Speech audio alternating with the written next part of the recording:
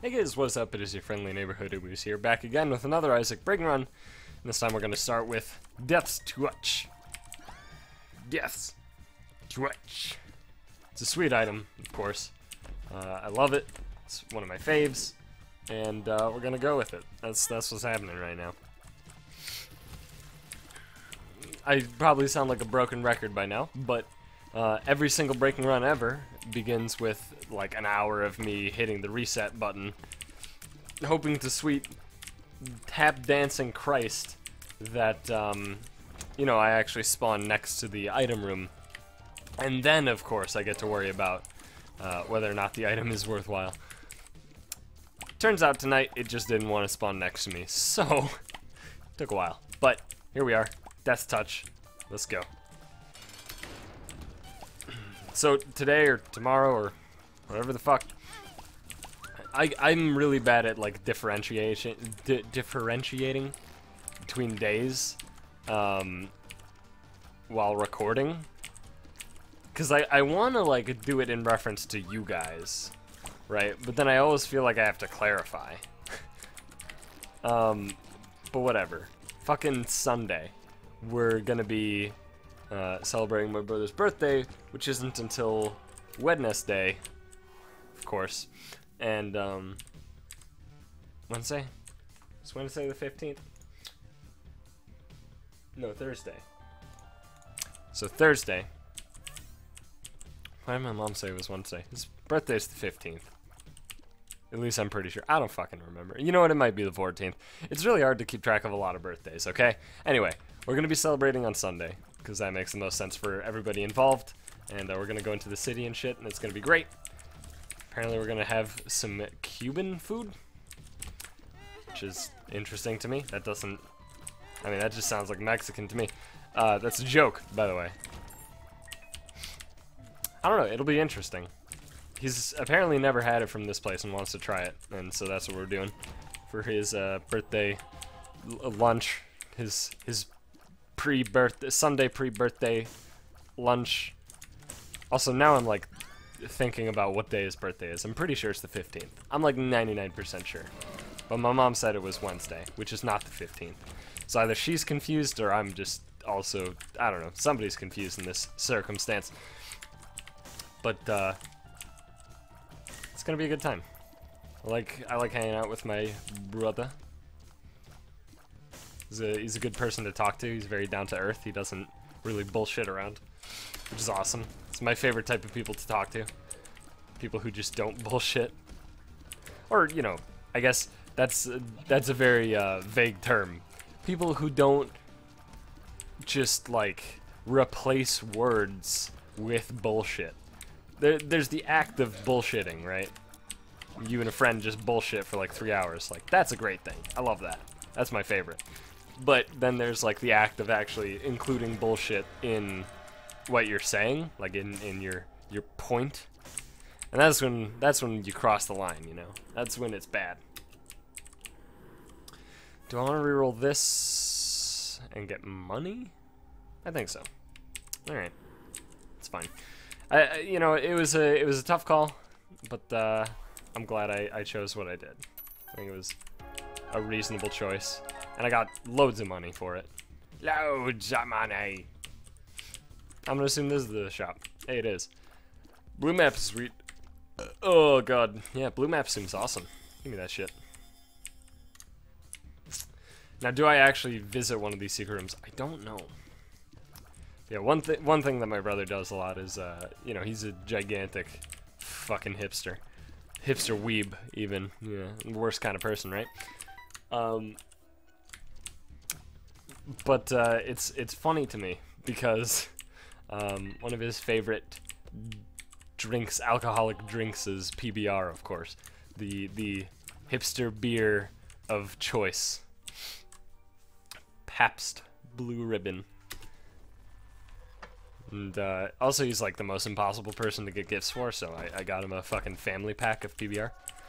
Which, if you don't know, is 30 goddamn cans of beer. Just like beer, you know, it's not like craft beer or anything. If you've never had PBR, it's basically like a slightly more flavorful Busch or Bud. I say slightly. I don't know. I'm not very experienced with Busch or Bud Light. I tried Busch once and was like, eh. Tried Bud once and was like, eh. So, don't really care for them. Tried PBR and I was like, yeah, I mean, it's alright. So, it's okay. I mean, it's not bad. It's not great, but, you know, it's not bad. I mean, we're not talking, like, a nice IPA or something. We're talking, like, you know, it's beer. That's all it is. It's beer. But, you know, he loves it, and, since I've gotten him sketch pads for the past, oh, I don't know, probably around 10 years or so for his birthday, I thought I'd mix it up this time. I mean, the thing is, right, he uses a lot of sketch pads, sketchbooks, I guess. He chugs through them like crazy. So it's not like it's a bad gift, but, you know, I wanted to mix it up.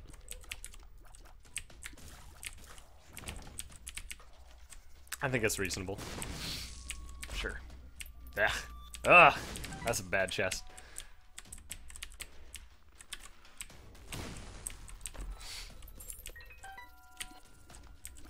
That was a good chest. That was a much better chest than the initial chest in that room. So one thing, though, that I did recently was I finished watching Rick and Morty Season 2. If you don't know, the finale happened, I guess, a week ago. Yeah, it had to be a week ago. It's not, because it was on Sundays. So, Season 2 finale was about a week ago. And so, I didn't watch it then because I wasn't fully caught up. Because I wanted to wait for the episodes to pop up on Adult Swim.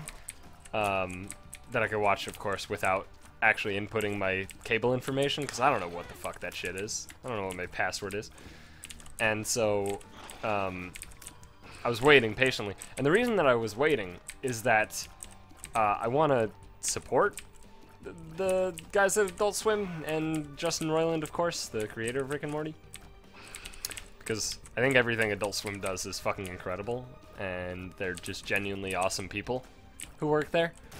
And it's just a genuinely awesome company. So, you know, I want to support them. And even though ad revenue is not a huge amount of money, like a single person, you know, watching without ad block, it's not like substantial funds or anything, but it, you know, it's nice. It's the thought that counts. If there's like 100 more people like me, then fucking bang, zoom, you got like $1, right? So, I mean, I don't actually know what their fucking their income, their profit on ad views is.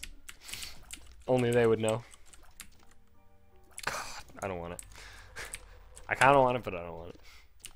It was Dr. Fetus for all of those who weren't able to see what that item was. So, you know, I want to support them, and so that's why I was watching on their website. But then I was like, goddamn, it's going to take 4 more weeks, or 3 more weeks, or whatever the number was. Several weeks before all of the shit's up here. I have to watch this shit right now. So I did. In completely legal ways, I promise.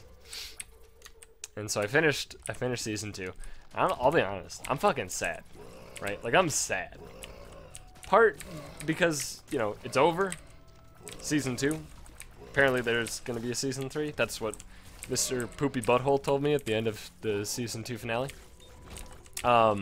That's the character's name, by the way, Mr. Poopy Butthole, so don't think I'm like, you know, I can't think of the name and I'm just throwing it out there. His name is Mr. Poopy Butthole. But he said that there was going to be a season 3, and I'm holding him to it. Mr. Poopy Butthole, you fucking hear me? I'm holding you to it. Oops.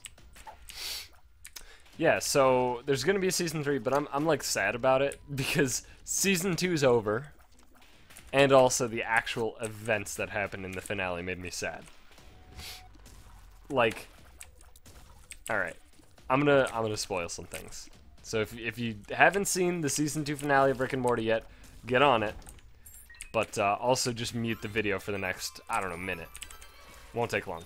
But basically, in the finale, there's a whole lot of plot leading up to this point where basically the Smith family turns Rick in for all his crimes against the intergalactic like trade federation or whatever the fuck they're called. And well, they don't actually turn him in. He turns himself in because he overhears that they want to turn him in, and then turns himself in. And then it plays fucking Johnny Cash, "Hurt," I think is the name of the song, which is the "I hurt myself today to see if I still feel." That song, right? Fucking, that's playing in the background this whole time that we're witnessing Rick, like, being essentially shipped into prison, getting his mugshot and shit. And then he, like, you know, they look at the mugshot and it's like what he's in for, and it's just like this fucking scrolling paragraph that just never stops for what he's in for. And then he, like, gets shoved into this super disgustingly awful jail cell where he's literally strapped to a wall for, you know, now into the foreseeable future. This seems sweet. And, you know, the guy next to him is like, "What are you in for?" And he's like, "Everything," you know, obviously. And it's so sad because the episode ends that way, with him saying everything with, "I hurt myself today." I don't think it was that version, though. I think it was the original version, the not super, super sad version of "Hurt." But it's still sad! So, I don't know. It was really, really sad. It was maybe the saddest I've ever been watching a comedy show. I mean, it's either that or the Futurama dog episode. I mean, that got me, right? Like, that is probably the most sad I've ever been watching anything. Like, literally anything. I don't even know. Nothing can compare to the Futurama dog episode. Nothing. And if you don't know what I'm talking about, good, keep it that way. Please don't watch the episode. You'll be very sad. You don't need that. I promise you. And if you know what I'm talking about, I'm fucking sorry, dude. I didn't mean to send you on that spiral. I didn't mean to trigger you. Give you your PTSD flashbacks from Twitter harassment or something. No, but that might be the saddest. I don't understand what is with the trend of comedy shows having sad bits. Why? It's a comedy show. I don't need the sad, you know? That's not what I come to a comedy show about. I don't want the sad in my comedy. You know? I want to laugh. I don't want to weep. So I just don't get it. It's such a consistent trend too. I mean, the only examples I can think of are, you know, Rick and Morty after the season 2 finale. Obviously Futurama with the dog episode. Scrubs did it a lot. Scrubs really liked to hammer in the fact that they wanted to be a drama so bad, but then realized that they'd get better ratings as a comedy or something.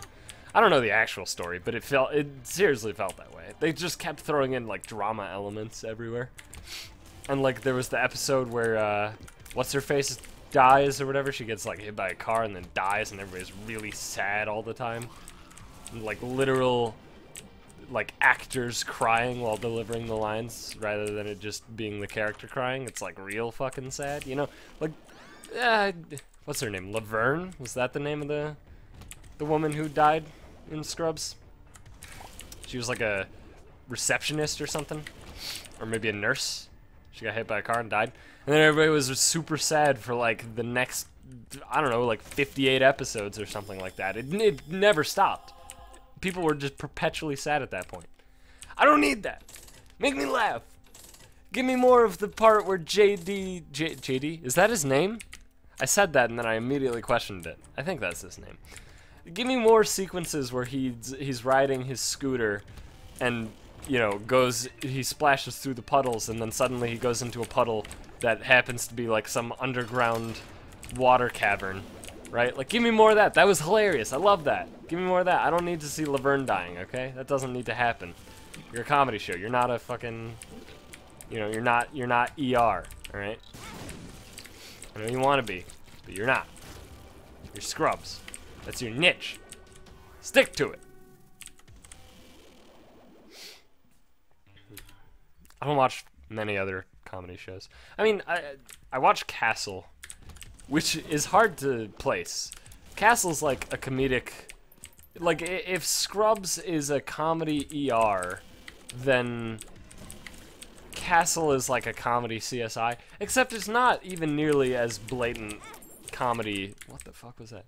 As Scrubs. Like Scrubs, it's very clear, like, it's a comedy show. Castle, like, seems serious like 90% of the time, but that other 10% of the time just kills you. With laughter, of course. Not, like, literally kills you. That should be an episode of Castle. But I mean, I like Castle. I think it's a great show. I actually haven't watched it in, like, months. I should probably do that. I just find it really entertaining, and I like it.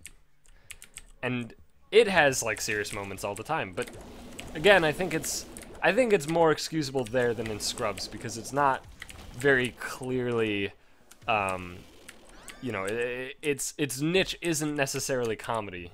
The niche that Castle has is much more, I don't know. I mean, I guess it is comedy. It's like kind of dry humor generally,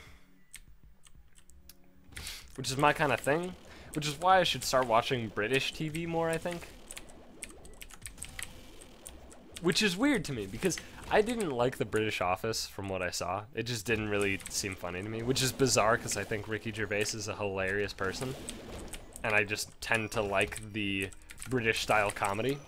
But I just didn't really like The British Office. It just didn't, I don't know, it didn't make me laugh out loud. I didn't watch that much of it, in fairness, but... You know, I watched like 2 episodes or so, maybe 3. It was a long time ago. I think it was 2. Which again, that's not, you know, that's not a huge number. So maybe I saw the worst episodes or something. It's possible. Plenty of shows have horrendous episodes. Plenty of good shows. Especially comedy-based shows. Those ones tend to have really bad episodes. Quite frequently, in fact. I don't know, what is it that makes comedy, like comedy TV show writing so fucking difficult? I mean, writing jokes is hard. I get that. That's the thing I understand, right? I totally understand. Whatever. I totally understand writing jokes is hard. Writing comedy is hard. But, I mean, I don't know. I feel like when all you have to do, the average episode in a comedy show is like 1 joke, a few filler jokes, and random character exposition based on the context of the joke, the main joke, right? Like that's kind of the general formula, right? There's like 1 main joke that they roll with. For example, with Scrubs, the whole, like there was the musical episode where a patient like got hit on her head or something, and then she saw every person that she interacted with, they were like singing in her mind. And like that, you know, that episode is 1 joke, right? There's a bunch of minor jokes in it. I believe that's also the episode with the Alzheimer patient, who just fucking, you know, full-on football tackles people going, "Who am I?" And that's pretty funny. That's another great joke. And like that's a minor joke in the episode. There's 1 main joke that, you know, that has the most work on it, right? So I feel like if you can write like a stand-up routine, it should be very easy to write an episode of a comedy TV show. Right? It should be easy. It should just be the easiest thing ever. You probably have to write less than a stand-up routine, aside from actual like character interactions and stuff. But that's the thing. I mean, I'm sure you have in a project like that, you have plenty of non-comedy writers on the project. That only makes sense, right? I can't imagine a world where it makes sense to only have comedy writers. That just doesn't add up to me. So, I mean, like, you know, you have the comedy writers writing the jokes, and then you just have the other writers writing, like, the dialogue and stuff. And the comedy writer's job, it doesn't seem that terribly difficult to me. I mean, again, writing comedy is hard. Absolutely, it's difficult. But, again, If you can write a stand-up routine, I guarantee you can write the overarching plot of a comedy TV show episode very easily. And sure, yeah, I mean, like, it's not like a perfect comparison, I suppose, because if you're writing stand-up, you're probably not doing it enough that there's an episode once a week, right? And it would be disingenuous for me to say that you're writing a new episode every week, because that's not how it goes exactly. People are seeing a new episode every week, of course, but that doesn't mean you're writing one per week. There's a lot of stuff that goes into a TV episode that that takes quite a bit longer than a week. So, yeah, I don't know. It doesn't seem that difficult, though. Frankly, I think it's a reasonable thing. So I just don't understand how comedy comedy TV shows just tend to have such a much higher density of bad episodes. I don't know. It just doesn't add up to me. And again, that's not to say that like regular TV shows, like drama TV shows and stuff, don't have bad episodes. They do. But it always seems, from my anecdotal evidence, my own first-hand experience, it always seems that comedy TV shows have the worst, have the highest density of shitty episodes. That or anime. But anime is a completely different story than regular TV. Because anime is done every week. Generally, when a studio is making anime, they'll literally do the entire episode, you know, that week's episode the week before, right? Or the week of, right? And then they're like finishing it up as it's supposed to air. And then they're dunskies, right? And that's crazy to me. That doesn't seem like a sustainable thing, but apparently it works in Japan, so whatever. But, yeah, anime is crazy. That's why a lot of times, you'll see, so this only really happens if you watch anime in, you know, technically illegal ways. Not that I would do it, of course, or that I advise others to do it, but watching those, you can notice sometimes there is just strings of really bad quality. Even in like the same show, but mostly it's like, you know, one show will be consistent depending on the website you're on. But like some shows will be super low quality compared to others. And it's not because the show necessarily is just super low quality. It's because they're using, on that website, they're using the version that aired, which is generally lower quality. Then when they're like gonna sell it in like DVD sets or ship it out to like Funimation or whoever is going to do the dub or whatever, then they'll clean it up and make it look nice. But when it is initially sent out, like when it is initially aired, the quality is generally going to be lower because they, you know, it took them a week to make. Generally. Again, this isn't true of all anime, but it's true of enough that it's definitely, it could be considered a trend. In fact, it's considered the norm from what I understand. Which again is just insane to me. That doesn't seem sustainable, but you know, anime has been a thing for years. So clearly they're doing something right.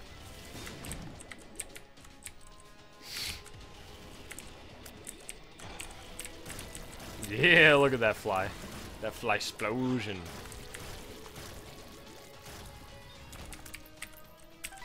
But yeah, I actually, when I was watching Madoka Magica, which by the way, highly would recommend. It's not a Magic-Girl anime. Listen, hear me out. Everybody's first impression of that show, myself included, was, hey, it's a Magic-Girl anime. I don't care. I didn't care for Sailor Moon when I was a child. I especially don't care for Magic-Girl when I am 21. So, no thanks. But here's the thing. That shit's dark. Alright, that is not a magical girl anime. I mean, it is, maybe. I guess it's technically that. But it's not what you think. And I can guarantee that. But when I was watching that, when my friend who was using a less than legal site was watching it, that I don't condone in any way, shape, or form, nor do I do. He was telling me about how the quality of the episodes between, individual episodes on this website were actually, the quality was quite sporadic, changing, both resolution-wise as well as actual details-wise. Like sometimes walls were just like a solid color, other times they had like detailed stuff, like wallpaper and shit, crown molding, whatever, that sort of thing. And that's because that's how anime works. Because those were the ones that were lower quality were the ones that aired in Japan, and then the ones of higher quality are the ones that got shipped out of Japan, basically. And then the poor people in Japan just get to wallow in their self-pity. That's not how it works. They don't wallow in their well, they might. I don't speak for Japanese people. Well, a lot of them are otakus.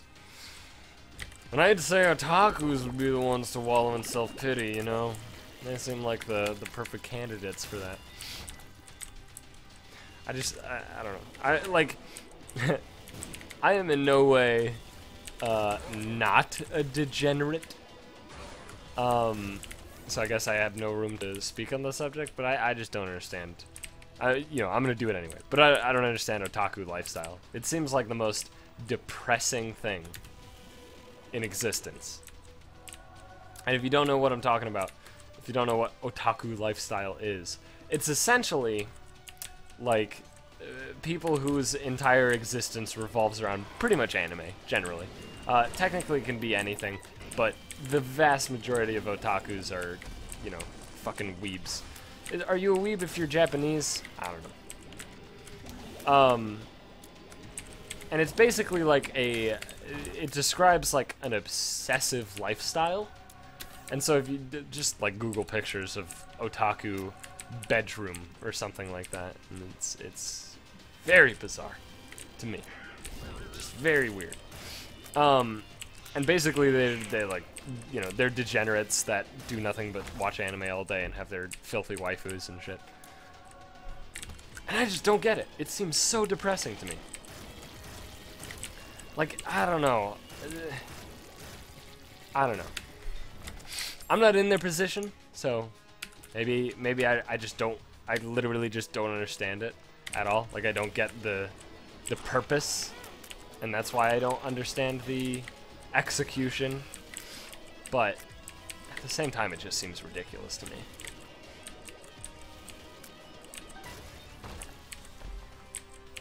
It just seems unhealthy, both in a physical form as well as a mental form. I feel like it's probably just the most unhealthy thing that you can possibly do. And I mean, a good chunk of that has to do with the whole waifu thing. Jesus Christ, guys. If you have a waifu, go outside. Jesus. That's kind of a joke. But at the same time, it's very weird. I'm not gonna lie to you. It's fucking weird to be in love with an animated character, alright? You know what? That's weird. I don't think that's an objectionable thing to say, that it's weird to be in love with a cartoon character. I don't know. It's just weird to me. Although, something that's great, so Trihex, the speedrunner, aka my boy, so he follows, he's a weeb, right? And he follows this one account, which I don't remember the name of, but it's like a waifu account. And it's like waifu TXT or something like that. And it just posts stuff that people say about waifus, like waifu culture. And sometimes he retweets it, and every time he retweets it, my face like contorts in a very bizarre way while I read it. And like, as I'm reading it, I just can't uncontort my face. It just gets stuck for like the rest of the day. It's a nightmare. And And there was a Vine that I saw posted that I can't tell if it's ironic at all. If it's ironic, the dude put a lot of effort into that punchline. But it was, I mean, he did a great job because it was convincing as fuck. But basically, he was singing happy birthday to his waifu. He had an actual framed picture of the anime character. He had like 2 computer screens, each with different pictures of the anime character. And he had a fucking birthday cake. And he was singing happy birthday.